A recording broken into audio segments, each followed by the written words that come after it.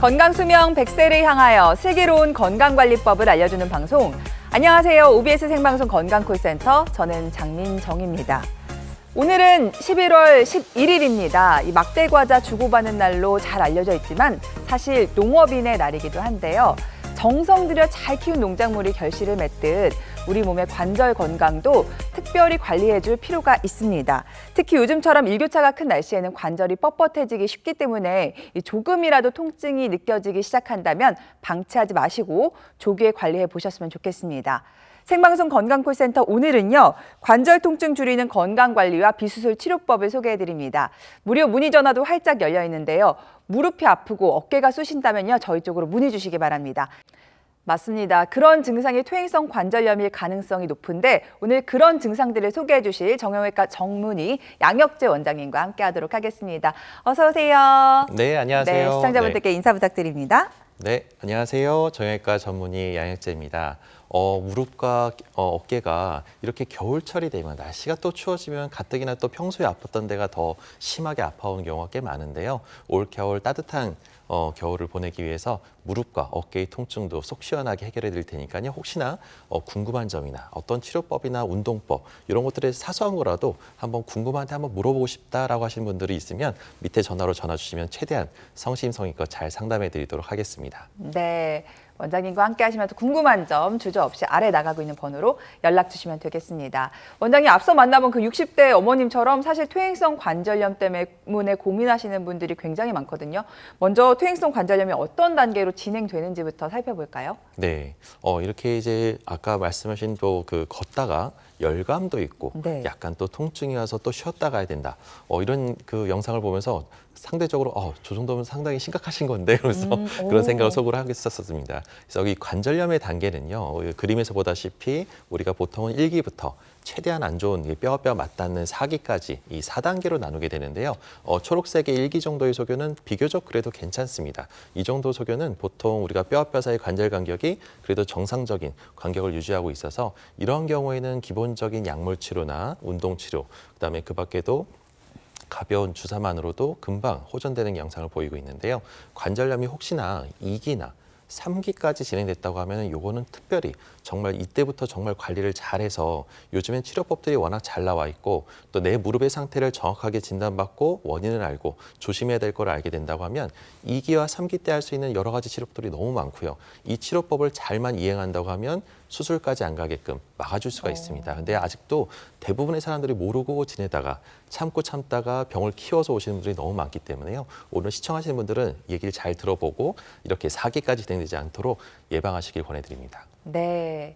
예방이 제일 중요하다고 하고요. 아마 지금 TV 보고 계시는 많은 분들께서도 나도 무릎이 조금씩 아파오는데 퇴행성 관절염일까 궁금하실 것 같아서 저희가 자가 진단법을 좀 소개해 드리려고 합니다.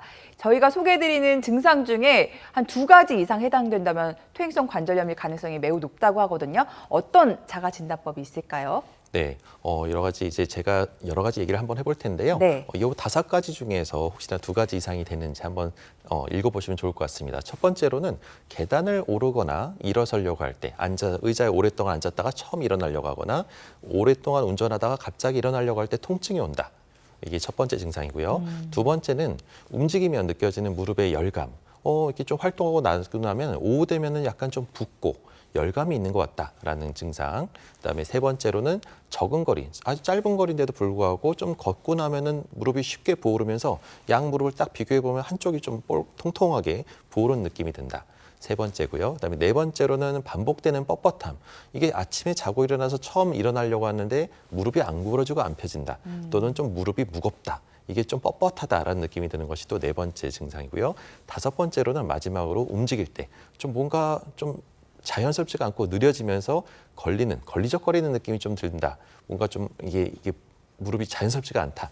이런 느낌이 드는 증상이 있으시면 요 5가지 중에서 2가지 이상이면 한번 관절염을 좀 의심해 보는 것이 좋을 것 같습니다. 네. 사실 저 증상들 중에 한 가지만 해당되더라도 일상생활 지내실 때 굉장히 불편하실 것 같거든요. 보통 환자분들은 몇 가지 증상 정도 호소하시나요? 보통 심하신 분들은 조 증상을 다 호소하시긴 하는 경우가 꽤 많은데요. 네. 최소한 두세 가지 이상 호소하신다고 하면 이때는 저희가 봤을 때 좀 심각한, 좀 빨리 적극적으로 뭔가 치료를 해서 초기에 빨리 잡아야 되는 그런 증상 중에 하나니까요. 단 하나의 증상이라도 허투루 넘어가지 마시고 조금이라도 이상이 있다고 하면 전문의와 상의해서 치료를 좀 받기를 권해드립니다. 네, 저희가 소개해드린 자가진단법 중 2가지 이상 해당되신다면 저희 아래쪽에 나가고 있는 번호로 문의 주시면 되겠습니다.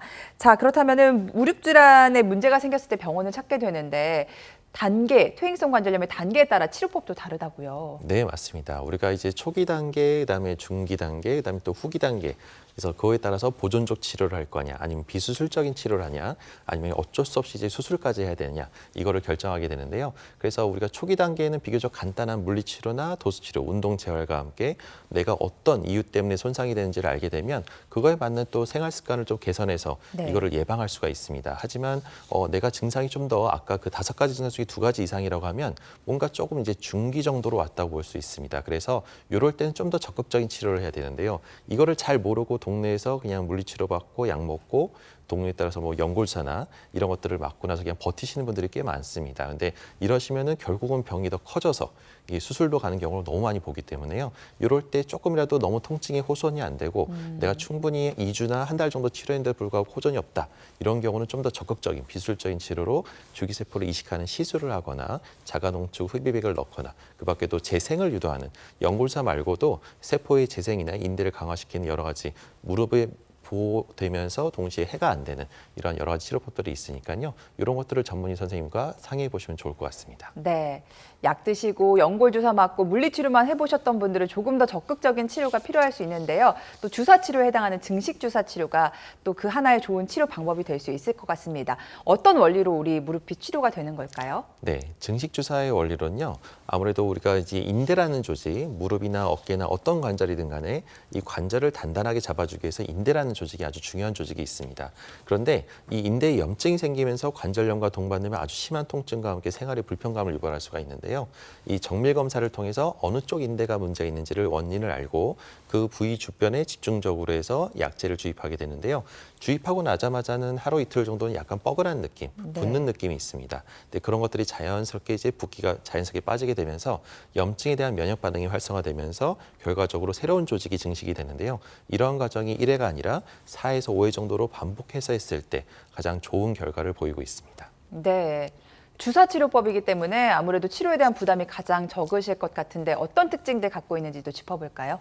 네, 가장 좋은 특징은 아무래도 대부분의 그 병원에 오시는 환자분들이 간단하게 당일날 좀 통증을 빨리 잡고 싶다. 오늘 좀 잡고 내일 당장 일하러 나가야 되는데 이럴 수 없냐라고 할 때 이런 증식 주사를 고려해 볼 수가 있고요. 그만큼 간단하고 그밖에 또 일상적으로 복귀가 빠릅니다. 그밖에도 이제 흉터가 없고 바늘 자국이기 때문에 하루만 물 안 닿으면 좋을 것 같고요. 안정성에서 어떤 치료를 받든 간에 이게 부작용이나 또 혹시나 뭐 10명 중에 1명이라도 심각한 부작용이 있다고 하면 이건 치료를 받는 거를 심각하게 고민을 해봐야 될 텐데 그렇죠. 특별한 부작용이나 이런 것이 없이 안정성이 검증이 되었고요. 그 밖에도 근본적으로 이게 일시적인 통증만 가라앉히는 것이 아니라 근본적으로 낫게 해준다는 거에서 우리가 이제 단순한 통증 모조리 목적이 아니라 내 무릎을 보호하고 재생을 시키는데 도움이 되게끔 하기 위해서 하는 치료라고 해서 그러한 특징들이 있어서 증식 주사가 많이 각광을 받고 있습니다. 네. 많은 특징들이 있지만 많은 분들이 제일 궁금해하시는 거는 그래서 얼마나 좋아질 수 있는데 이 치료 효과일 겁니다. 치료 사례 살펴보도록 하겠습니다. 70대 어머님의 사례가 준비되어 있는데요. 이분 같은 경우는 계단이 그렇게 두려우셨다고 해요. 네, 맞습니다. 이게 평지보다도 계단을 오르고 내릴 때 특히 나는 계단을 원래는 잘 다녔는데 네. 집안에 있는 아주 낮은 계단도 갑자기 이제 오르려고 하는데 갑자기 무릎 앞쪽이 시큰거리면서 통증이 시린 통증이 오는데 이게 또 이게 가라앉질 않고 오를 때마다 계속 통증이 반복돼서 오셨던 분입니다. 근데 나이가 이제 14세시면은 그래도 요즘에는 이 정도면은 아주 딱 이제 중간 이게 나이가 많으신 편이 아니신데도 불구하고 엑스레이를 찍으면 동네에서는 이 정도면 아직 수술할 정도는 절대 아니세요. 관절염은 없으세요?라고 얘기를 들으면서 자신이 있었는데 이런 통증이 오니까 당황하면서 이제 수술할 때가 됐나?라고 하면서 걱정하면서 오셨던 분입니다. 그런데 다행히도 정밀 검사 왼쪽 사진을 보게 되면 MRI를 찍었는데요. 이 시린 증상의 원인이 요 앞에 대퇴활차라는 곳에 연골이 금이 가고 미세하게 연골이 떨어져 나가려는 소견이 보여서 요거에 대해서 증식 주사를 4회 정도 시행을 했고요. 다행히 이 사회만의 증상도 사라지고 시린 것도 없어져서 너무 지금 현재는 잘 지내시고 수술 안 하고 주사 치료로서 좋아진 좋은 사례라고 볼 수 있겠습니다. 네, 70대 어머님의 사례 살펴봤는데요. 나도 이분처럼 계단이 두려운데 계단을 오를 때마다 시큰시큰 욱신욱신한데 또 무릎을 움직일 때마다 딱딱 소리가 나는데 라는 생각을 갖고 계신 분들이라면 오늘 저희 쪽으로 문의 주시면 어떻게 치료할 수 있는지 치료 방법 함께 고민해 보도록 하겠습니다. 네, 여러분께서는 OBS 생방송 건강콜센터 함께하고 계시고요. 지금 시각은 4시 41분 지나고 있습니다. 지금부터는 여러분들의 문의 전화 함께 받아보겠습니다. 여보세요? 네, 안녕하세요? 네, 네, 어머니 연세가 어떻게 되세요? 83이요. 83. 83. 네. 그리고 어디가 불편하신지 양혁재 원장님 나와 계시니까요. 통화 나눠보도록 할게요. 네, 네. 안녕하세요, 어머님. 네. 네, 안녕하세요, 네. 박사님. 목소리가 너무 씩씩하시고 너무 좋으신데 어머니 어디가 많이 불편하세요? 아니요, 뭐 많이 불편하는 것보다 네. 많이 그냥 가까운 병원에 다니고 그래가지고 네. 몫이 아프면은 진통제를 먹어요. 제가 네. 한 30년 전에 다른 쪽 그 다리가 반대로 꺾어졌어요. 다리가요? 네. 어유, 그 무릎이 꺾여 있었어요. 네, 어. 반대로 이렇게 꺾어진 거예요. 이렇게 어쩌다가요? 꺾어진 게 예. 아니라 반대로. 네. 그 계단에서 내려오면서 오줌물에 미끄러지면서 아이고, 네. 걸친 거예요. 네네네네. 그래서 그때 당시에 그 티브런스 병원에 네. 한 6개월을 있었나 봐요. 반년이나 입원하셨구나. 입원을 그렇게 길게 계셨어요? 네, 그때 예. 시절에는 그랬었어요. 네. 근데 그게 후유증이 꽤 있을 텐데 지금은 그러니까 어떠세요? 그 다리가 그렇게 아프면서 작년에 4월 달에 네. 2014년도에 4월 달에 신경을 많이 쓰다 보니까는 네. 그게 통증이 온 거예요. 허리거든요. 허리는 허리까지요. 네. 네. 허리 아프다는 소리는 잘 안 했거든요. 네, 그런데 평소에는. 네, 요즘에 허리가 아프면 다리도 다 아프고 네, 다른 네. 쪽이. 네. 네. 그래서 그게 뭐죠? 골다운증 검사도 네. 그 종합병원에 가서 한번 해봤어요. 그랬더니 네. 골다운증이 다행히 그전에는 있었는데 없다고 하시더라고요. 네, 좋으시네요. 네. 네, 그래서 엎어졌었어요. 저가 여름에요. 여름에요. 이렇게 아이스바트에서 이렇게 걸려가지고 엎어졌어서 얼굴 네. 다 갈았어요. 네. 네. 그랬는데 그리고서 좀 신경을 쓰고 그냥 그렇잖아요. 그게 얼굴을 다쳤으니까. 네, 어머니 지금 그래가- 어디가 제일 불편하세요, 그러면? 그래가지고 지금 네. 이제 무릎이 제일 불편하죠. 그러면서 그 옛날에 다쳤던 무릎이 네, 그쪽이 좀 예. 많이 안 좋고 왼쪽은 좀 덜 아프고 네. 네. 이제 계단으로 오르려면 네. 좀 이렇게 구부러지죠. 한 계단씩. 네, 한 계단씩 아이고, 이렇게 네, 한 계단씩, 놓고 한 계단씩 또 오르죠. 내리고 또 그렇게 겨우겨우 내려요. 한 계단씩 걸음을 네. 떼시는 상황이구나. 네. 네, 어. 그러면서 네. 그냥 그렇게 지내왔어요. 그런데 네. 연골 주사도 많이 맞고 네. 했는데 이거 이제 MRI를 요번에 찍어봤어요. 네. 네. 네. 그래가지고 종합병원에 가서 찍어봤는데 네, 네. 그 인대를 한 15cm 넣었거든요. 그 당시에 네. 이 옆에 그 닫힌 인대 큰 인대를 넣었어요. 그때. 인대를 넣었어요. 네. 근데 이게 다 휘졌으니까 이렇게 그렇죠. 반대로 인대가 다 끊어졌을 꺾어졌으니까. 테니까. 네. 네. 근데 그 인대를 건드릴 수가 있다는 거예요. 인공으로 어. 헬면은. 네, 네, 네. 그러면 어머니가 못 걸을 수도 있대요. 그걸 건드리면은. 네. 네, 그러니까는 그 박사님이 하는 말씀이 네네. 그냥 뭐 아껴 쓰셔야 되겠죠. 이래. 아껴 써라. 아껴 써라. 네. 네. 답답하셨겠어요. 아이고, 난 이게 너무 힘든데. 참, 네. 나는 아파 죽겠는데 어머님한테 이렇게 아껴 쓰라는 얘기는 참, 그러니까 일단 어머님한테 그 증상이 네. 워낙 옛날부터 아팠던 다리고 또 네. 연세가 있으시고 그러다 보니까 네. 그래서 이게 또 수술을 권하기에는 수술할 정도는 아니신 것 같고 네. 그렇다고 또 이제 뭐 어떤 또 치료를 하기에는 약이나 이런 걸 낫기엔 또 애매하고 연골수는 맞아보시니까 효과가 별로 없으셨죠?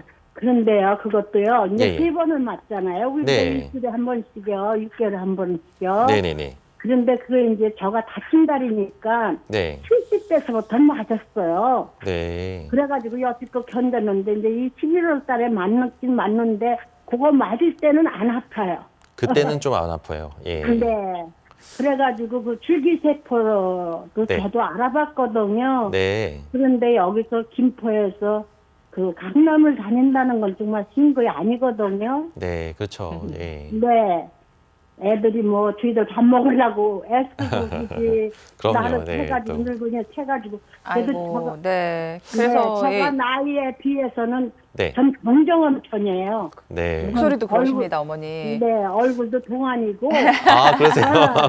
아유, 영상 통화를 했어야 될 것 같은데. 그러니까요. 어머니 그러면은 이제 줄기세포 이식도 좀 관심이 있으신 건데 그 네. 부분 한번 여쭤볼게요. 나는 그거 네. 좀 네. 한번 맞아봤으면 해요. 네, 그래서 네.